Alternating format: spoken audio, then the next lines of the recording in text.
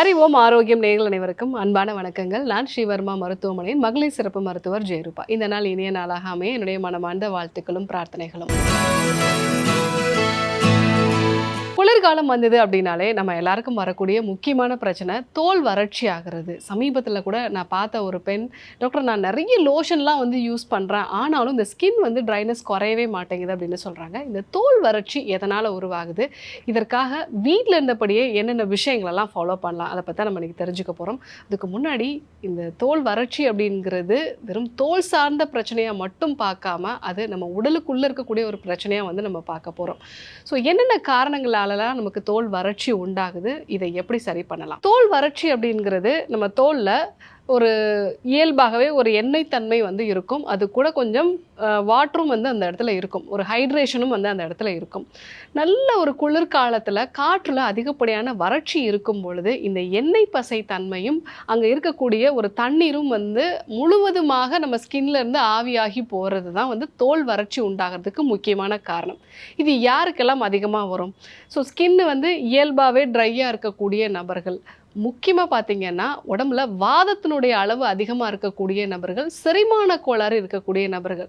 So வாதம் அதிகமாகிறது அப்படிங்கிறது எப்படியெல்லாம் நம்ம தெரிஞ்சுக்கலாம்னா, ஸோ அவங்களுக்கு இயல்பாகவே ஸ்கின் ட்ரையாக இருக்கும், அதே மாதிரி செரிமான கோளாறு இருக்கும், மலச்சிக்கல் சார்ந்த பிரச்சனை இருக்கும், தூக்கம் சரியாக வராத ஒரு நிலை இருக்கும், புளிப்பு சார்ந்த உணவுகளை அதிகமாக எடுத்துப்பாங்க, உடலில் ஏதாவது ஒரு வலி சொல்லிகிட்டே இருப்பாங்க. இந்த அறிகுறிகள்லாம் இருக்குது அப்படின்னா அவங்க வாதம் சார்ந்த ஒரு உடல்நிலையாக இருப்பாங்க. அவங்களுக்கு தான் ரொம்ப ஈஸியாக செரிமான கோளாறுகளோட தோல் வறட்சி அப்படிங்கிறது உண்டாகும். அது மட்டும் இல்லாமல் சாதாரணமான ஒரு சூழ்நிலை விட இந்த காலகட்டத்தில் அதிகமாக ஹாட் வாட்டரில் குளிப்பாங்க. அதுவும் பார்த்திங்கன்னா ஸோ அந்த வாட்டரோட டெம்பரேச்சர் ரொம்பவே அதிகமாக இருக்கும். ஸோ ரொம்ப ஹாட்டான தண்ணியில் குளிக்கிறதுனால தோலோட அந்த டிஃபென்ஸ் மெக்கானிசம் சொல்லுவோம், ஒரு பேரியர் ஆயில் இருக்கிறது, அது மாதிரி வாட்டர் அங்கே ஸ்டாக்னேட் ஆகுறது, இந்த ரெண்டு விஷயமே குறைய ஆரம்பிச்சிடும். ஸோ ரொம்ப ஒரு ஹார்ஸான சோப்லாம் யூஸ் பண்ணுறது, அடிக்கடி சோப்ஸ் யூஸ் பண்ணுறது, இந்த காரணத்தினாலையும் தோலில் வறட்சி உண்டாகும். ஸோ இதெல்லாம் தான் தோல் வறட்சி உண்டாகிறதுக்கு முக்கியமான காரணம். இது இல்லாமல் சொரியாசிஸ் மாதிரியான பிரச்சனை இருக்கிறவங்க, எக்ஸிமான்கிற கரப்பான் மாதிரியான பிரச்சனை இருக்கிறவங்க, இவங்களுக்கும் தோல் வறட்சி கூடுதலாக இருக்கும். அதுவும் நான் சமீபத்தில் பார்த்த ஒரு பெண்மணி, அவங்களுக்கு முடக்குவாதம் இருந்தது. முடக்குவாதத்தோடு அவங்களுக்கு தோலில் நல்ல ஒரு வறட்சி இருக்குது. அவங்களோட உடல் வாத உடல். ஸோ அந்த வாத உடலுக்கு தோலில் சம்மந்தமான பிரச்சனைகள் அப்படிங்கிறது ரொம்ப காமனாக வரும். வாதமல்லாது மேனி கெடாது அப்படிங்கிறது சித்த மருத்துவத்தில் சொல்லியிருப்பாங்க. ஸோ முடக்குவாதம் அப்படிங்கிறது ஒரு வாத சம்பந்தமான ஒரு பிரச்சனை தான். அவங்களுக்கு இந்த தோல் நல்லா வறட்சி அடைந்து தோல் நல்லா இழுக்க ஆரம்பிக்குது. ஸோ இந்த மாதிரியான விஷயங்கள் எல்லாமே வாதம் அதிகமாக வர்றதுனால தான் வரும். ஸோ தோல் வறட்சியை எப்படி நம்ம தெரிஞ்சுக்கிறது? ஸோ ஸ்கின் எல்லாம் ரொம்ப ட்ரை ஆகும். தோல் பார்த்தீங்கன்னா நீங்கள் நகங்களால் கீர்னீங்க அப்படின்னா ஒரு வெள்ளை நிற கோடுகள் விழறதுக்கு வாய்ப்புகள் இருக்குது. ஸோ அதே மாதிரி ஸ்கின் நல்லா பிடிச்சு இழுக்கிற மாதிரி இருக்கும். நம்மளுடைய மூக்கோட ஓரப்பகுதிகள், அது மாதிரி உதட்டோட ஓரப்பகுதிகள், கண்ணுக்கு கீழே இங்கே எல்லாமே ஸ்கின் நல்லா பிடிச்சு இழுக்கிற மாதிரி இருக்கும். இந்த மாதிரியான சிம்டம்ஸ்லாம் இருக்குது அப்படின்னா கண்டிப்பாக உங்களுக்கு ட்ரை ஸ்கின் இருக்குங்கிறது அர்த்தம். இதை எப்படி சரி பண்ணணும்? நீங்கள் ஃபஸ்ட்டு வெளியில் லோஷன் போடுறத விட உங்களுடைய குடலை ஆரோக்கியமாக வச்சுக்கணும். காலையில் வெறும் வயிற்றில் ஒரு டீஸ்பூன் அளவுக்கு உருக்குன்னு நெய் எடுத்துக்கலாம். அந்த மாதிரி எடுத்துக்கும் போது இந்த குடலில் இருக்கக்கூடிய வறட்சி தன்மை உங்களுக்கு சரியாகும். செரிமானமும் ஆரோக்கியமாக இருக்கும். உடம்புல இருக்கக்கூடிய வாதமும் குறையும். ரெண்டாவது, நல்ல தண்ணீர் குடிக்க வேண்டியது அவசியம். ஏன்னா இந்த காலகட்டத்தில் தாகமே நமக்கு இருக்காது. அதனால் நம்ம தண்ணீர் குடிக்கிறதும் ரொம்பவே கம்மியாகும். ஸோ ரெகுலராக தண்ணீர் அதிகமாக எடுத்துக்க வேண்டியது அவசியம். மூணாவது, நல்லா வைட்டமின் சி இருக்கக்கூடிய, கொலாஜன் சத்து இருக்கிற மாதிரியான பழங்கள், காய்கறிகள், அதே மாதிரி நம்ம அசைவம் சார்ந்த உணவுகளையும் எடுத்துக்கலாம். அந்த மாதிரி எடுத்துக்கும் பொழுது நம்முடைய ஸ்கின்னுக்கு தேவையான அந்த வைட்டமின் சி சத்து கிடைக்கும். கொலாஜன் இருக்கிறதுனால ஸ்கின் நல்லா ஹைட்ரேட்டடாக இருக்கும். ஸோ நாலாவது, நான் சொல்லக்கூடிய இந்த ஹோம் ரெமெடிஸ் எல்லாமே நீங்கள் யூஸ் பண்ணலாம். ஸோ ஆலோவேரா ஜெல், அந்த ஆலோவேரா ஜெல்லை நீங்கள் எக்ஸ்டர்னலாக ஒரு மசாஜ் மாதிரி பண்ணலாம். ஸோ அந்த மாதிரி பண்ணும்பொழுதும் ஸ்கின் நல்லா ஹைட்ரேட் ஆகும். அதே மாதிரி தயிரோட கொஞ்சம் தேன் கலந்து நல்லா மிக்ஸ் பண்ணிவிட்டு ஒரு பேக் மாதிரி நம்ம போடலாம். ஒரு ஃபேஸ்லேயோ அதே மாதிரி கைகள்லையோ ஒரு பேக் மாதிரி நம்ம போடலாம். ஸோ அப்படி போடும் பொழுது அந்த தயிரில் நல்ல லாக்டிக் ஆசிட்ஸ் இருக்கும். ஸோ இது ஸ்கின்னுக்கு நல்ல ஹைட்ரேஷன் கொடுக்கும். அதே மாதிரி இந்த தயிரில் இருக்கக்கூடிய கொழுப்பு வந்து உங்களுடைய ஸ்கின்னுக்கு வந்து நல்ல ஒரு பேரியர் மாதிரி இருக்கும்.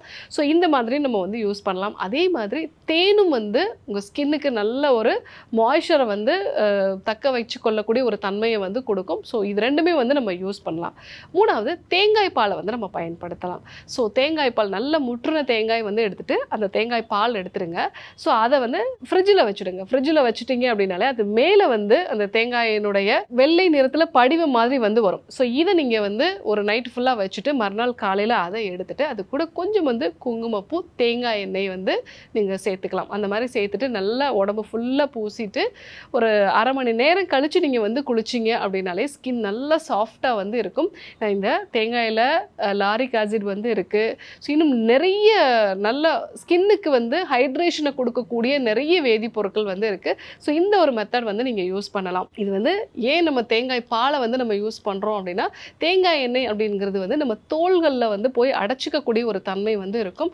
ஸோ அதனால் வந்து தேங்காய் பாலோடு சேர்த்து தேங்காய் எண்ணெயை நம்ம வந்து பயன்படுத்தும் பொழுது அது அந்த தோள்களுக்கு நல்ல ஒரு அந்த வியர்வை கோலங்கள்லேருந்து நமக்கு அது சுவாசிக்கக்கூடிய ஒரு தன்மையை வந்து கொடுக்கறதுனால ஈஸியாக வந்து உங்களுக்கு பிம்பிள்ஸ் வந்து அதிகமாக வராது. ஸோ ஃபேஸ்லேயும் வந்து நம்ம யூஸ் பண்ணலாம். ஸோ தேங்காயினுடைய அந்த பாலை வந்து ஃப்ரிட்ஜில் வச்சுட்டு மேலே வந்து தேங்கக்கூடிய அந்த ஆடை அதை வந்து நீங்கள் எடுத்துகிட்டு அது கூட கொஞ்சமாக வந்து தேங்காய் எண்ணெய் வந்து சேர்த்துட்டு ஸோ நீங்கள் வந்து எக்ஸ்ட்ரலாக வந்து யூஸ் பண்ணலாம். குங்குமப்பூவும் சேர்க்கும் போது ஸ்கின்னுக்கு நல்ல ஒரு கலரும் வந்து கொடுக்கும். அதே மாதிரி ஸ்கின்னை வந்து நல்லா மாய்ஸ்சரும் வச்சுருக்கும். ஸோ இந்த மாதிரி நம்ம வந்து பயன்படுத்தும் போது நம்ம ஸ்கின்ல உண்டாகக்கூடிய வறட்சி தன்மை நல்லாவே வந்து மாற ஆரம்பிக்கும். ஸோ தோலில் உண்டாகக்கூடிய வறட்சி குளிர்காலத்தில் மிக முக்கியமான பிரச்சனையாக இருக்குது. இது வாத சம்பந்தமான ஒரு பிரச்சனை. செரிமான கோளாறுகள் இருக்கிறவங்களுக்கு ரொம்ப ஈஸியாக வந்து வரும். ஸோ இதற்கு காலையில் வெறும் வயிற்றில் நீங்கள் உருக்கின நெய் எடுத்துக்கிறது நல்லது. அது கூட ஆலோவேரா ஜெல், ஸோ தயிர் கூட வந்து தேன் சேர்த்து வந்து எடுத்துக்கிறது. தேங்காய் பால் வந்து ஃப்ரிட்ஜில் வச்சுட்டு அந்த ஆடையோட தேங்காய் எண்ணெய் சேர்த்து உடல் முழுவதுமாக பூசி நம்ம குளிக்கிறது நல்லது. ஸோ நீங்கள் குளிக்கக்கூடிய தண்ணீர் வந்து வெது வெதுப்பான வெந்நீராக வச்சுக்கோங்க. ரொம்ப ஹாட்டான தண்ணீர் வந்து நீங்கள் யூஸ் பண்ண வேண்டாம். அதே மாதிரி ரொம்ப ஹார்ஷான சோப்புக்கு பதிலாக நலுங்கு மாவு வந்து நீங்கள் பயன்படுத்தலாம். ஸோ இதெல்லாம் நீங்கள் வந்து ஃபாலோ பண்ணீங்க அப்படின்னா தோல் வறட்சி அழகாக வந்து குறையும். லோஷன் மட்டும்தான் போடணுங்கிறது இல்லை, இது உள்ளுக்குள்ளேருந்து இந்த மாற்றங்கள் வந்து உங்களுக்கு நடக்கணும். இன்னைக்கு தோல் வறட்சிக்கான காரணங்கள், அதற்கு வீட்டில் இருந்தபடியே என்னெல்லாம் செய்யலாம், இதெல்லாம் நம்ம வந்து பார்த்தோம். கண்டிப்பாக ஃபாலோ பண்ணி பாருங்கள். இதே போன்று ஒரு நல்ல தகவலோடு உங்களை சந்திக்கிறேன். நன்றி, வணக்கம்.